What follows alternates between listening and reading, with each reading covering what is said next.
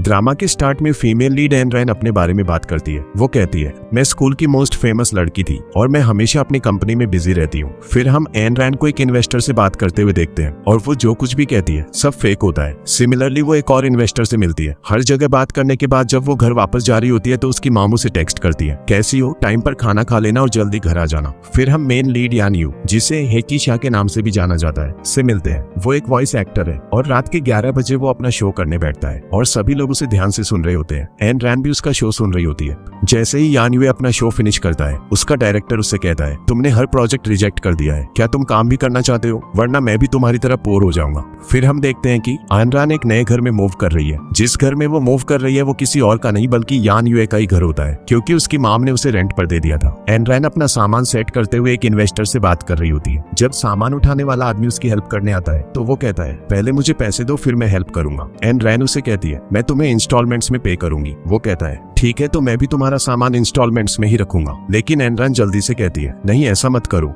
दूसरी तरफ यान यूए की मॉम उसे कॉल करके कहती है, मैंने तुम्हारा घर रेंट पर दे दिया है। यान यूए कहता है, आप जानती हैं कि मैं स्ट्रेंजर से बात नहीं करता, इसीलिए डील आप ही हैंडल करेंगी। लेकिन उसकी मॉम मना कर देती है और कहती है, मैं बहुत बिजी हूँ, ये डील तुम्हें खुद ही हैंडल करनी होगी। इसी बीच यान यूए नोटिस करता है कि बाहर बहुत शोर हो रहा है और बहुत सारा सामान बिखरा पड़ा है। वो मन में सोचता है, लगता है वो लड़की आ गई है। वो बाहर जाता है और देखता है कि एन रैन किसी से बहस कर रही है और उसे अपना सामान छोड़ने के लिए कह रही है। लेकिन वो आदमी कहता है, पहले मुझे $500 दो, फिर मैं तुम्हारा सामान तुम्हें दूंगा। ये देखकर यान यूए खुद उस आदमी को पे कर देता है। एन रैन उससे पूछती है, तुम कौन हो? वो जवाब देता है, जिस घर में तुम रह रही हो वो मेरी फैमिली का है और जो पैसे मैंने अभी उसे दिए हैं वो मैं तुम्हारे रेंट से काट लूंगा। एन रैन कहती है, नहीं, मैं तुम्हें पैसे वापस नहीं दूंगी। यान यूए कहता है, ठीक है, तो फिर मेरा घर भी छोड़ दो। अब तक यान यूए ने उसे ठीक से देखा नहीं था, लेकिन जैसे ही वो उसे देखता है तो बस उसे देखता ही रह जाता है। एन रैन पूछती है, क्या तुम मुझे जानते हो? यान यूए कोई जवाब नहीं देता और चला जाता है। बाद में जब एन रैन अपना घर सेट कर रही होती है, यान यूए फिर से आता है। वो उसे देखकर कहती है, मिस्टर लैंडलॉर्ड, आप यहाँ, मैं आपके लिए जगह बनाती हूँ, यहाँ बैठिए। यान यूए उसे कहता है, मैं तुमसे कॉन्ट्रैक्ट साइन करने आया हूँ। फिर वो कहता है, तुम्हें 3 महीने का रेंट एडवांस में देना होगा। एन रैन मन में सोचती है, मैं अभी एडवांस पे नहीं कर सकती, मैंने पहले ही 1 महीने का रेंट एडवांस में दिया है। वो उससे पूछती है, क्या तुम भी उसी स्कूल में पढ़ते थे? यान यूए खुश हो जाता है ये सोचकर कि एन रैन को याद है। लेकिन जब एन रैन कहती है, तुम्हारी माम ने मुझे इसके बारे में बताया था, तो वो समझ जाता है कि वो रेंट की बात को टालने की कोशिश कर रही है। एन रैन उससे पूछती है, चूंकि हम एक ही स्कूल में पढ़े हैं तो क्या मुझे रेंट पे करने के लिए कुछ टाइम मिल सकता है? यान यूए पूछता है, कितना टाइम? तभी एन रैन को एक कॉल आता है और वो यान यूए से कहती है, मिस्टर लैंडलॉर्ड, आप जा सकते हैं, मैं आपको रेंट जल्दी ही पे कर दूंगी।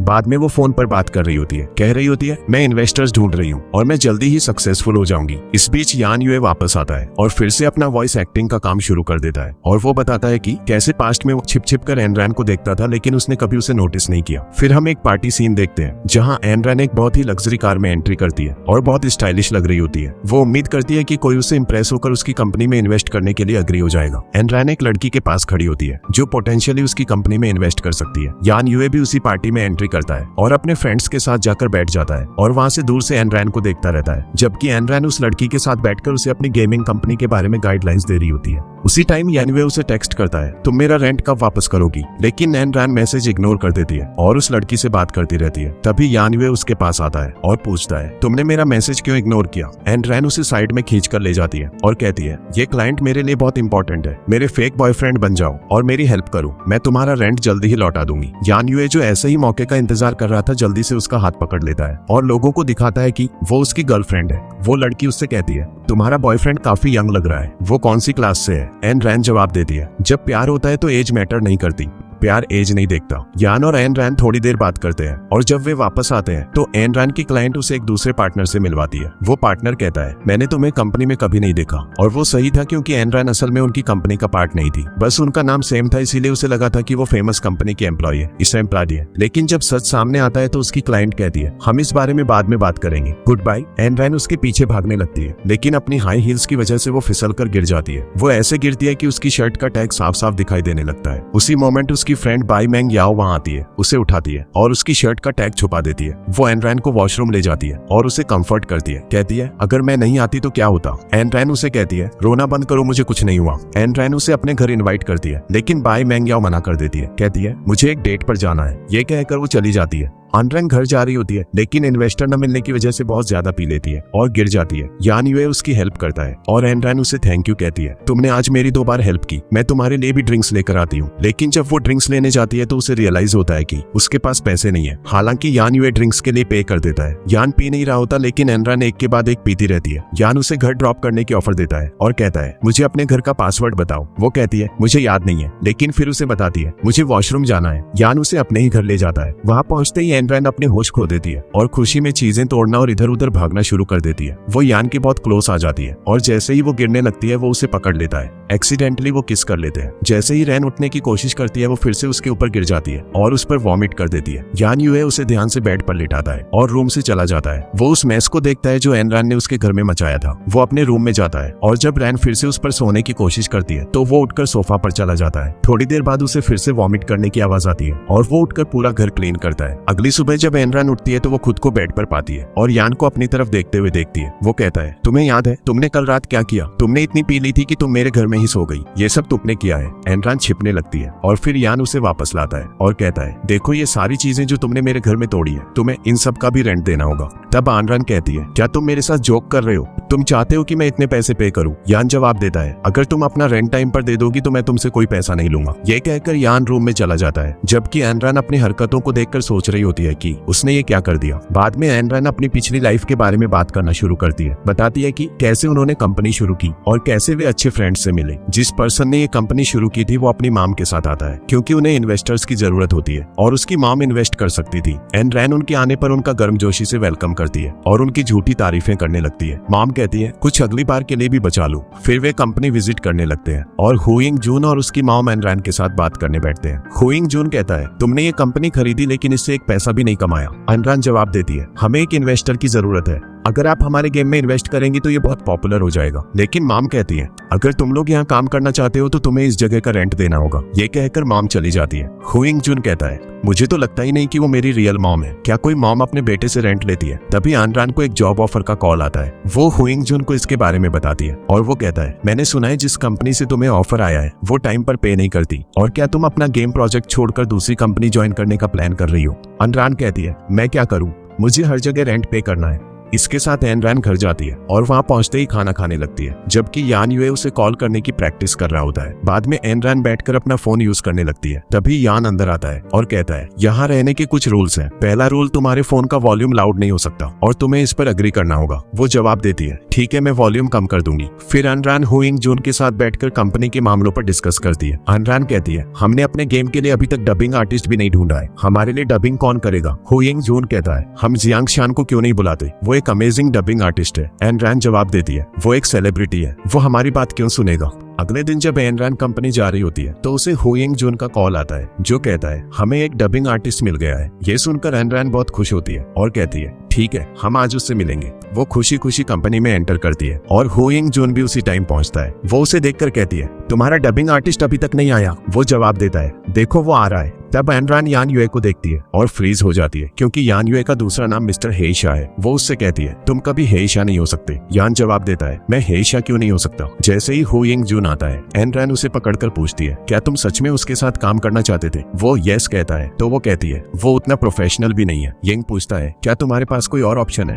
एनरन ना में सिर हिलाती है। कुछ टाइम बाद एनरन इनको कॉल करती है और कहती है, अगर तुम फ्री हो तो मुझे कहीं ले चलो। वो कहता है, ठीक है, नीचे आकर वेट करो। वो नीचे जाकर वेट करने लगती है। जब उसे पता चलता है कि कार में यंग नहीं है बल्कि यान बैठा है तो वो पूछती है, यंग कहाँ है? यान उसे बताता है, वो पहले ही चला गया, मेरे साथ बैठो। तो एनरन उसके साथ बैठ जाती है और कहती है, तुम्हारी कार काफी नई है, क्या तुमने कभी किसी को फ्रंट सीट पर बैठने दिया है? जब यान जवाब नहीं देता तो वो कहती है, मुझे पता है तुम बहुत हैंडसम और रिच हो। यान जवाब देता है, तुम्हें वो रात याद है जब तुमने मेरे घर पर ड्रिंक्स पी थी? तुमने उस रात क्या किया था? वो कहती है, हाँ मुझे याद है, मैंने बस घर का कुछ सामान तोड़ा था। तो क्या हुआ? क्या मैंने कुछ और भी किया था? ये सुनकर यान चुप हो जाता है। जब एनरन घर लौटती है तो वो यान यूए का 11 बजे का शो सुनती है, लेकिन उसे कुछ इंटरेस्टिंग नहीं लगता। तभी यंग कॉल करता है और कहता है, सुबह यान के साथ रहने के लिए आ जाओ। जाना। वो यान से कहती है सुबह तैयार रहना, और यान रिलक्टेंटली अग्री हो जाता है। घर आने के बाद वो सर्च करती है कि यान को क्या पसंद है। उसे पता चलता है कि उसे एक स्पेसिफिक सूप पसंद है जो सिर्फ उसकी मॉम बनाती है। ये देखकर वो उसके लिए वही सूप बनाने का डिसाइड करती है। इस बीच यान सोते समय भी ईयरफोन्स पहनता है, जिसका एक खास रीजन है। जब वो बच्चा था तो उसके पेरेंट्स बहुत लड़ते थे, जिसका उस पर मेंटली इफेक्ट पड़ा और वो बीमार हो गया। उसकी माँ ने उसे इन सब से बचाने के लिए ईयरफोन दिए थे।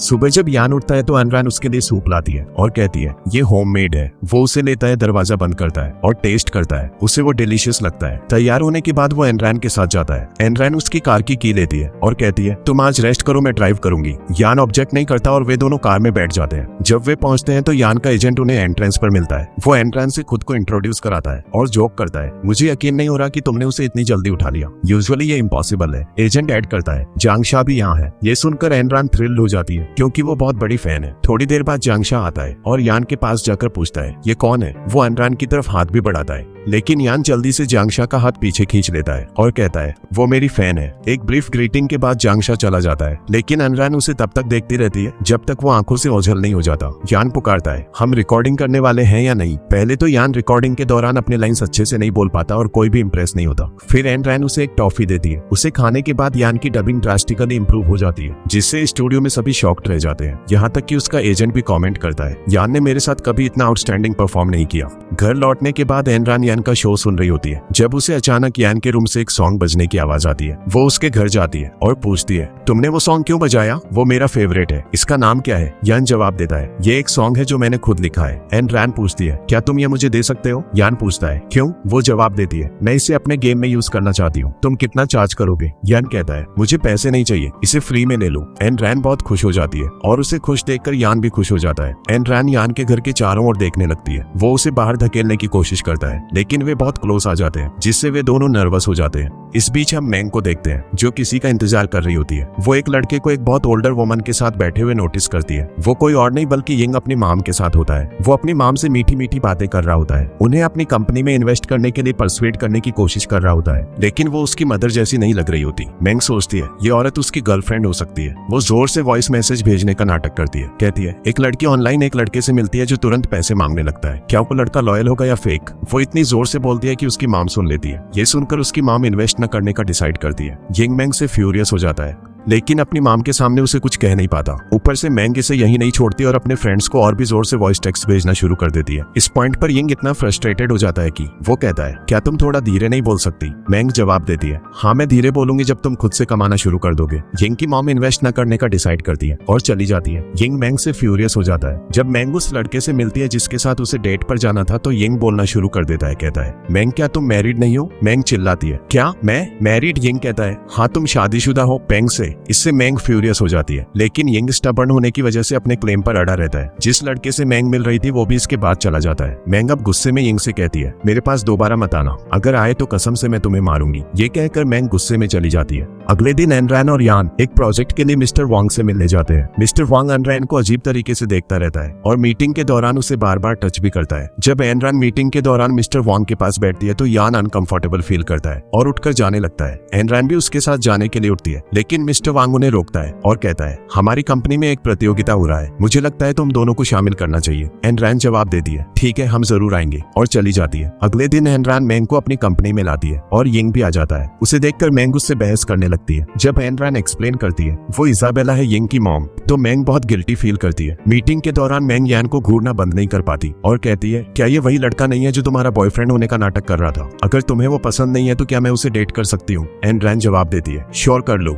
जब यिंग किसी काम से जा रहा होता है मैंग साथ आ जाती है और पूछती है तुम कहाँ जा रहे हो। यिंग जवाब देता है मैं यान के घर जा रहा हूँ। मैंग उसके साथ जाने की इंसिस्ट करती है और यान के घर तक उसका पीछा करती है। वहाँ वो यान के काफी क्लोज हो जाती है। बाद में जब यान का एजेंट आता है और कहता है जियांग भी यहाँ है तो मैंग कहती है काश एनरैन यहाँ होती, वो मिस्टर जियांग की बहुत बड़ी फैन है। ये देखकर यिंग मैंग को जबरदस्ती दूर ले जाता है। कहता है क्या तुम्हें ये बात उठाना जरूरी था। अगले दिन एनरैन को मिस्टर वांग से प्रोजेक्ट वर्क के बारे में कॉल आता है जो उसे कहता है जल्दी आओ। जब वो कंपनी पहुंचती पहुंचती है तो वो सबको एक्सप्लेन करती है। हमें मिस्टर वांग की डिमांड्स के अकॉर्डिंग काम करना जारी रखना होगा और हाँ, उनके गेम स्टैंड करने लगे हैं, जिससे सब खुश हो जाते हैं। जब यान रान के घर विजिट करता है तो उसे बुरा फ्लू होता है और वो टिश्यू से अपनी नाक साफ करने के लिए अपना सिर घुमाती है। उसी टाइम यान उसके पैर पर एक घाव नोटिस करता है और बैंडेज लेने जाता है। वो बैंडेज लगाता है और उसे रेस्ट करने के लिए कहता है। वो प्रोटेस्ट करती है, लेकिन मेरा प्रोजेक्ट वर्क अभी बाकी है। यान कहता है कोई बात नहीं, मैं तुम्हारा प्रपोजल वर्क हैंडल कर लूंगा। जब रैन अगली सुबह उठती है तो यान उसके लिए खाना बना रहा होता है। खाते समय वो पूछती है,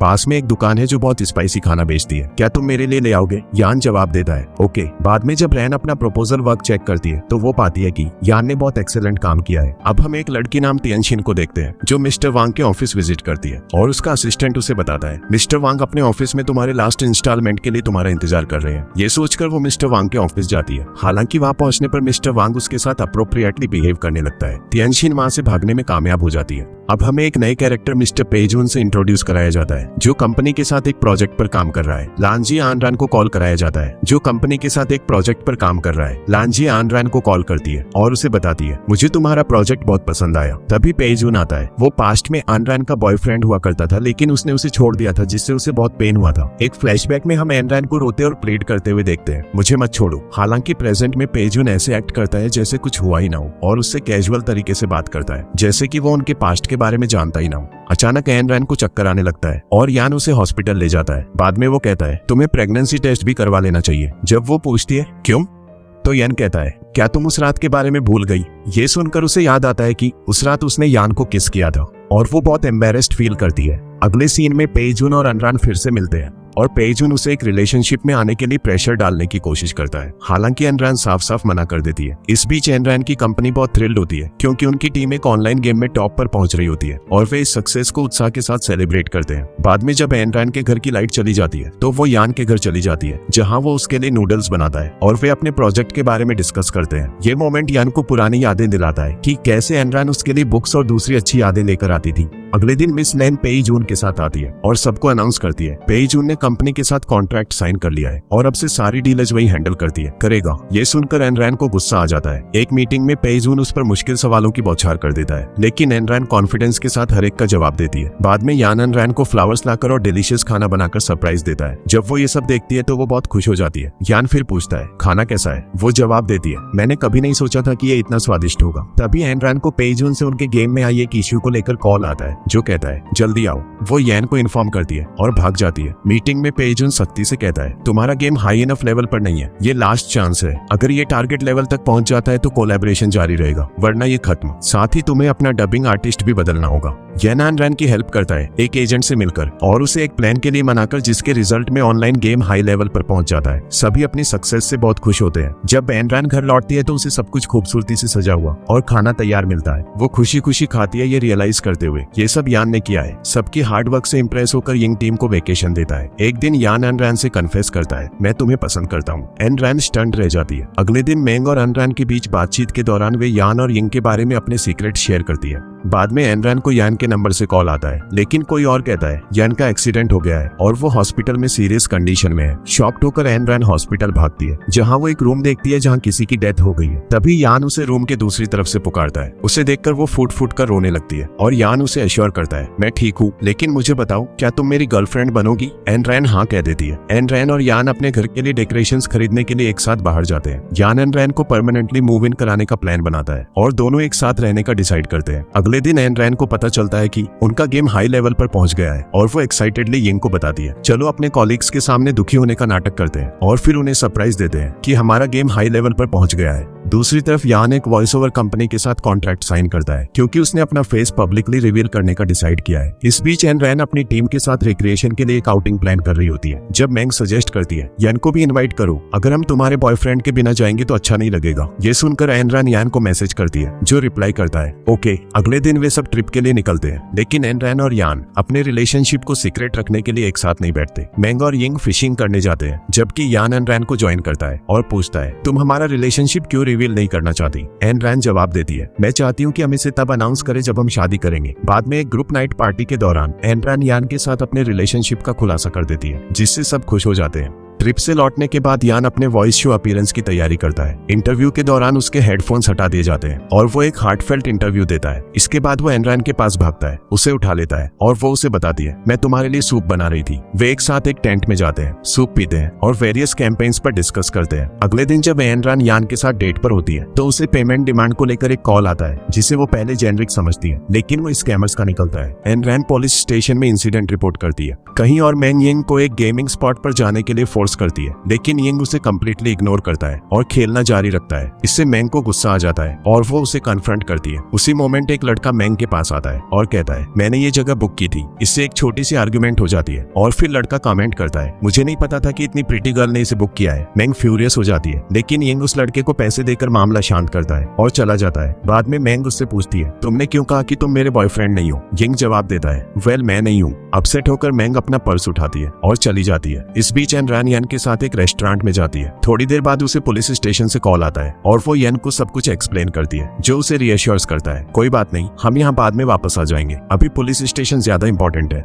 पुलिस स्टेशन से लौटने के बाद यान एनरैन के लिए खाना बनाता है, जिसे वो बहुत एंजॉय करती है। वो उसे एक ब्यूटीफुल नेकलेस भी देता है। अचानक यान की मॉम आ जाती है, उन्हें एक साथ देखती है और शॉक्ड हो जाती है। वो रिमार्क करती है, तो तुम वो लड़की हो जिसने हमारा घर रेंट पर लिया था, क्या तुम दोनों को तब प्यार हो गया था? यान चिढ़कर कहता है, मॉम आप ये क्या कह रही हैं? एम्बेरेस्ड होकर एनरैन चली जाती है। अगले दिन कंपनी में एनरैन चेन री से मिलती है, एक लड़की जो गेम की पॉपुलैरिटी की वजह से विजिट करने आई है। कहीं और यान एक और शो की तैयारी करता है और उसे नेगेटिव रिमार्क से भरी एक स्क्रिप्ट दी जाती है। यान प्रोटेस्ट करता है, मैं ये नहीं कहूंगा। इंटरव्यू के दौरान वो स्क्रिप्ट फॉलो करने से मना कर देता है और तुरंत चला जाता है। यान की मॉम एनरैन से उसके घर पर मिलती है। एनरैन गर्मजोशी से उनका वेलकम करती है और वे बातें करती हैं। हालांकि जब यान की मॉम उनके एज डिफरेंस का मुद्दा उठाती है, कहती है, तुम मुझसे 6 साल बड़ी हो, क्या तुम श्योर हो कि तुम ये रिलेशनशिप चाहती हो? यान बहुत छोटा है और उसका कोई बिजनेस भी नहीं है। एनरैन डिसहार्टेंड फील करती है। अगले दिन कंपनी में कुछ क्लाइंट से मिलने के बाद एनरैन यान के स्टूडियो विजिट करती है। यान शेयर करता है, यहाँ कोई रियल वर्क नहीं है। एनरैन उसे कंफर्ट करती है, कहती है,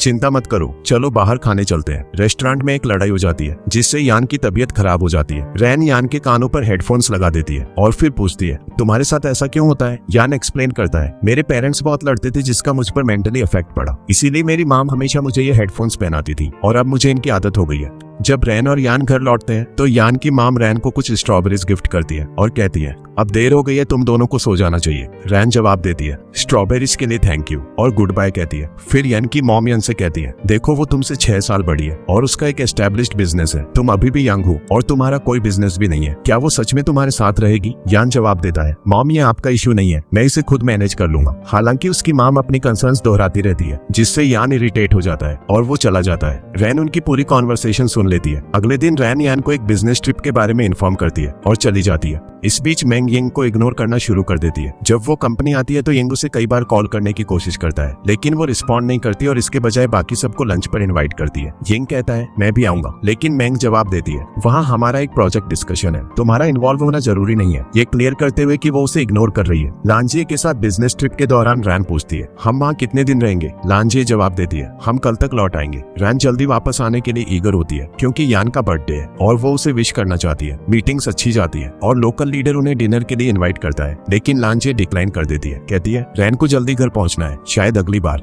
इस बीच मैंग यिंग को इग्नोर करना जारी रखती है, बावजूद इसके कि वो उसके पीछे पीछे घूमता रहता है। वो उसे कोई अटेंशन नहीं देती। रैन और लांजिए कंपनी के साथ अपना कॉन्ट्रैक्ट फाइनलाइज करते हैं और निकलने की तैयारी करते हैं। रैन पूछती है, क्या मैं अब जा सकती हूँ? लांजिए जवाब देती है, हाँ जाओ। रैन एयरपोर्ट भागती है, लेकिन अपनी फ्लाइट मिस कर देती है। वो यान को कॉल करती है और कहती है, आई एम सॉरी, मैंने तुम्हारे बर्थडे सेलिब्रेशन का अरेंजमेंट किया था, लेकिन अब मैं नहीं आ सकती, मेरी फ्लाइट डिलेड हो गई है। यान जवाब देता है, कोई बात नहीं, हम किसी और दिन सेलिब्रेट कर लेंगे। अगले दिन यान एक रेस्टोरेंट जाता है, लेकिन उसका बर्थडे केक मेल्ट होने लगता है। वो उसे एक स्टोर पर छोड़ देता है और रैन को एयरपोर्ट से पिकअप करने के लिए निकल जाता है। इस बीच रैन पहले ही रेस्तरां पहुंच चुकी होती है। जब यान एयरपोर्ट पहुंचता है तो रैन वहां नहीं होती। रेस्तरां में रैन को रियलाइज होता है कि वो बंद हो चुका है, लेकिन तभी यान आ जाता है। वो उसे हक करती है जैसे ही वो केक लाता है और उसे 3 विशेष मांगने के लिए कहती है। अगले दिन यान अपनी मॉम से कहता है, मैंने रैन के साथ रहने का डिसाइड किया है क्योंकि मैं उसके बिना नहीं रह सकता, उसकी एज मेरे लिए मैटर नहीं करती। यान की मॉम जवाब देती है, ठीक है बेटा, रैन भी मुझसे मिलने आई थी और उसने भी मुझे यही बताया,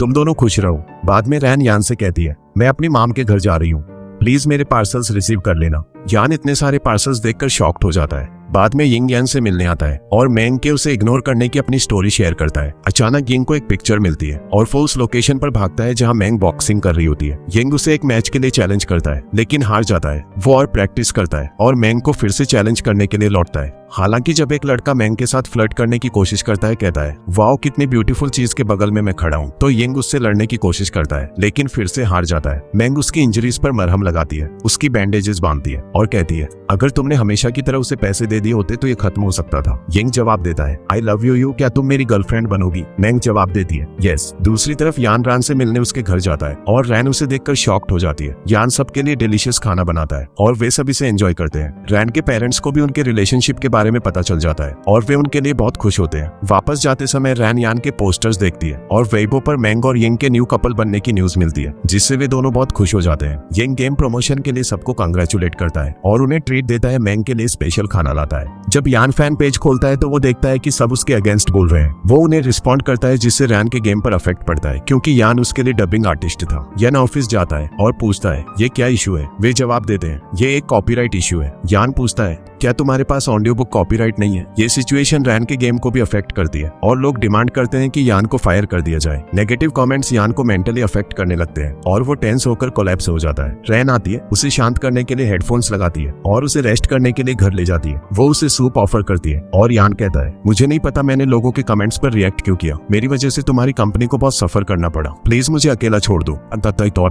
रन यिंग से कहती है ये वही कर सकता है जिसे मेरे और यान के रिलेशनशिप के बारे में पता हो। मिस लान से कहो हमें 2 दिन दे, मैं कोई सॉल्यूशन ढूंढ लूंगी। इस बीच यान और हेइशा को वॉइस शो से हटाने पर विचार किया जा रहा होता है। मैनेजमेंट डिसाइड करता है हेइशा ने हमारी बात कभी नहीं सुनी और इस सब के बाद हमें उसका कॉन्ट्रैक्ट टर्मिनेट कर देना चाहिए। लांजे यान से कहती है तुम दोनों को अपना रिलेशनशिप खत्म कर लेना चाहिए। कंपनी भी अपने अगले स्टेप्स के बारे में सोच रही होती है। कोई कहता है यान ने हमारे गेम के लिए बिना चार्ज के डबिंग आर्टिस्ट का काम किया था।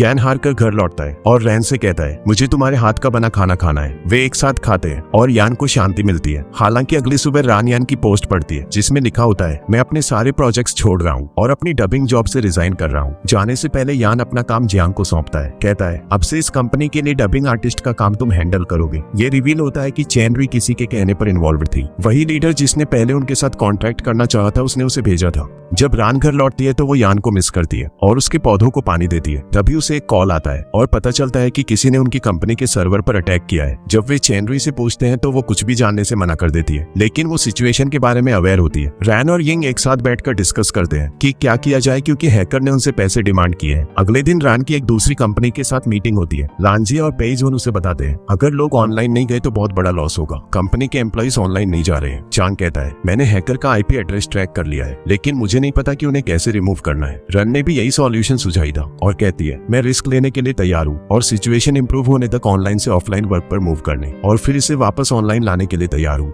कहीं और यान अपने फ्रेंड से मिलता है जो उसे बताता है मैंने तुम्हारे बारे में बहुत कुछ सुना है और इसमें से कुछ भी तुम्हारी फॉल्ट नहीं थी। मैंने यहाँ एक एनिमेशन स्टूडियो खोला है, तुम्हें कल आना चाहिए, हम कई ग्रेट प्रोजेक्ट्स पर काम कर सकते हैं। इस बीच जैसे ही रैन कंपनी से निकल रही होती है सब उसके चारों ओर इकट्ठा हो जाते हैं और कहते हैं मत जाओ। वो जवाब देती है मैं बस वेकेशन पर जा रही हूँ, मैं वापस आ जाऊंगी। घर पर रैन बेचैन महसूस कर रही होती है और उसके डैड अंदर आते हैं। वो उसके लिए नूडल्स बनाते हैं और कहते हैं स्वीटहार्ट मुझे पता है तुम वरीड हो लेकिन मैं ये भी जानता हूँ कि तुम बहुत ब्रेव हो। वो चले जाते हैं लेकिन रैन अभी भी सैड फील करती है। इस बीच यान अपने फ्रेंड की कंपनी में वॉइस ओवर जॉब के लिए जाता है। सारी लड़कियां उससे फैसिनेटेड हो जाती हैं। यान इतना एक्सेलेंट काम करता है कि सब उसकी तारीफ करते रहते हैं और वे सब बहुत खुश होते हैं, स्पेशली लिन रान जो उस पर काफी फिदा हो जाती है। यान उनके सारे वॉइस ओवर्स परफॉर्म करता है और उन्हें उसका काम बहुत पसंद आता है। लिन रान उसके लिए खाना लाती है लेकिन वो उसके हाथ से लेने से मना कर देता है और चला जाता है। दूसरी तरफ चैन री अपना रेजिग्नेशन लेटर यिंग के पास लाती है। यिंग कहता है एक बार कंपनी की सिचुएशन इंप्रूव हो जाए तो सबको पे कर दिया जाएगा। चैन री जवाब देती है मैं सैलरी की वजह से नहीं छोड़ रही हूँ, मुझे बस रेस्ट चाहिए। सब उसे रुकने के लिए कन्विंस करने की कोशिश करते हैं लेकिन वो चली जाती है।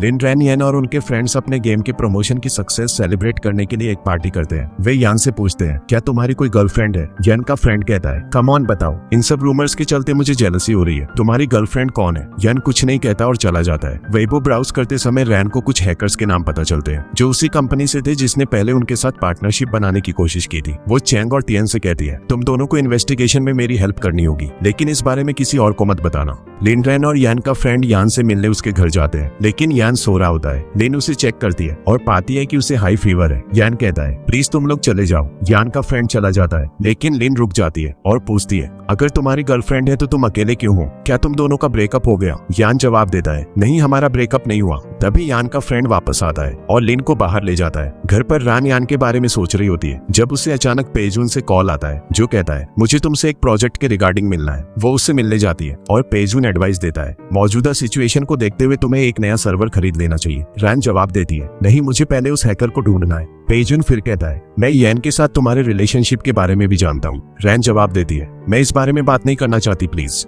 पेजुन कहता है, ओके, मैं बस तुम्हें एडवाइस देना चाहता था, और फिर चला जाता है। बाद में यान अपने फ्रेंड की कंपनी जाता है और सब उनके गेम को प्रमोट करने के लिए उसे थैंक यू कहते हैं। फिर यान को एक पोस्ट मिलती है जिससे पता चलता है कि रैन नेचर साउंड सुन रही है और वही एक्टिविटीज कर रही है जो वो करता है। ये देखकर वो रैन को और भी ज्यादा मिस करने लगता है। तभी यिंग कॉल करता है और कहता है, किसी ने हमारी कंपनी को हैक कर लिया है। यान ये सुनकर वापस लौटने का डिसाइड करता है। वो अपने फ्रेंड से कहता है, मैं वापस जा रहा हूँ, आप वापस जा रहा हूँ, बाकी प्रोजेक्ट तुम खुद हैंडल कर लेना, गुड बाय। रन यान के घर विजिट करती है और सफाई करते समय कुछ बुक्स पाती है। उसे रियलाइज होता है कि यान उसे शुरू से ही पसंद करता था। यान आता है और रैन पूछती है, तुमने मुझे इस बारे में कभी क्यों नहीं बताया? यान जवाब देता है, मुझे बस कभी चांस ही नहीं मिला। वो उसे अकेला छोड़ने के लिए अपोलोजाइज करता है और रैन कहती है, आई एम सॉरी टू, मैंने तुम्हें जाने दिया ताकि मेरा गेम बर्बाद ना हो। वे एक दूसरे को गले लगा लेते हैं। यान सब कुछ रिकॉर्ड करता है, याद करता है कि कैसे वो रैन से मिला और कैसे वो लाइब्रेरी से बुक्स बोरो करती थी। जैसे ही वो याद करता है वो खुद से एक प्रॉमिस करता है, मैं रैन को फिर कभी नहीं छोड़ूंगा। तियन इन्वेस्टिगेशन साइट पर पहुंचती है क्योंकि रैन ने उसे वहां भेजा था। अचानक वो चेन रुई को उसी बॉस से मिलते हुए देखती है जिसने पहले उनकी कंपनी के साथ पार्टनरशिप बनाने की कोशिश की थी। तियन जल्दी से उनकी एक साथ पिक्चर्स लेती है और रैन को भेज देती है। यिंग जो रैन के साथ होता है वो भी पिक्चर्स देखता है। रैन तियन से कहती है, इस बारे में किसी को मत बताना। रैन और यिंग एक दूसरी कंपनी के लीडर से मिलते हैं जो एक्सप्लेन करता है, मैंने भी अपने गेम में सिमिलर फ्रॉड एक्सपीरियंस किया है जिसकी वजह से वो हैक हो गया था। रैन पूछती है,